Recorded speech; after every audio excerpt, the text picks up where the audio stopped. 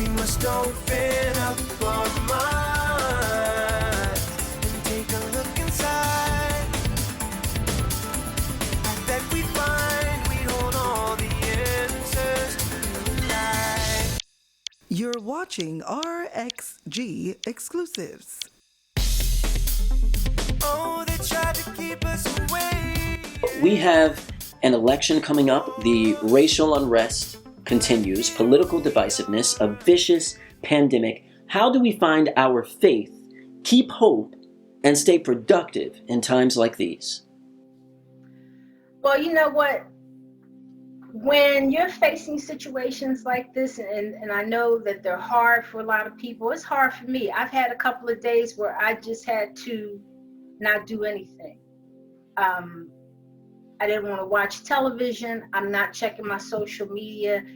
I just needed to sit down and breathe and meditate. And even if it's staring out the window and listening to the birds in the morning with a cup of coffee, it's going to get better. Sometimes it gets so bad to the point where you don't know where to go and what to do and what to say. And it's not a weakness to feel the way you do if it makes you feel uncomfortable, or if it makes you feel sad, or if you want to cry. Do all that. Experience all those emotions. God gave them to us for a reason. But know, and I'll use a theater term, this sun will come out tomorrow.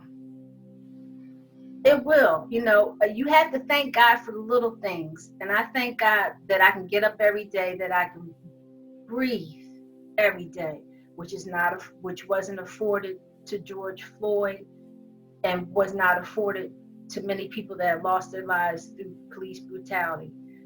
And know that you're not insignificant, that you can make a difference. You may feel as though, you know, well, I don't have the money to give. I'm a fundraiser. So you may feel like I don't have the money to support these organizations.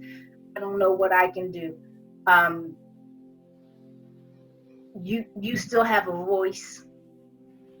You have a phone. You can make a phone call to your politicians and let them know we're not going for the okie doke anymore. We are demanding change. And people said you can vote.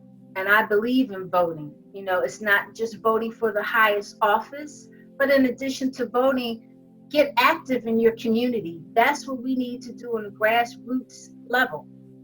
You need to, my aunt is 81 years old. She lives in Mount Airy in Philadelphia. And guess what? She's a block captain at 81. They have young people on that block that can do that job. She does it. She goes to the meetings at 81. She organizes the days where they have to clean up the block. If something isn't straight on the block and somebody has trash out in the front, oh, my aunt is going to open up her mouth. I call her mouth almighty and tongue everlasting, but she will knock on that door and say, excuse me, we don't do this here. Like, you need a broom. Can I get you a broom? Can I help? Like, she's that type of person. We have in Philadelphia, you can be a ward leader. You can put your name in the hat and apply to be a ward leader. You can help out your local council person. You can volunteer. Start on that level. Even if you don't want to aspire to public office, your child belongs to a school. Are you on the PTA?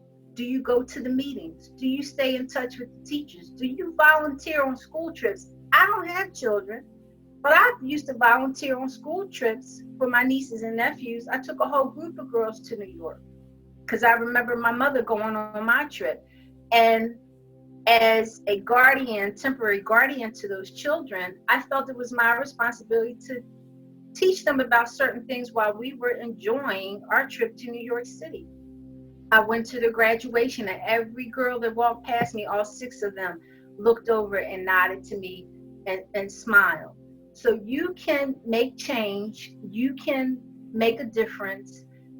We just got to, get out there and do it. It's not going to happen by sitting in the comfort of our home. And thank God for the people that are beating the streets and have been for this past week in every city all over this country. That's how change is going to happen, because they know we're fed up. And that when they see people coming together like this, and you talk about some folks on the far right and why they're participating in this and making all this noise and looting and destroying, because they're nervous. They see black and brown and white and everybody together on streets all across, not only in America, but the world. And that speaks volumes. It really does. And so everybody can participate.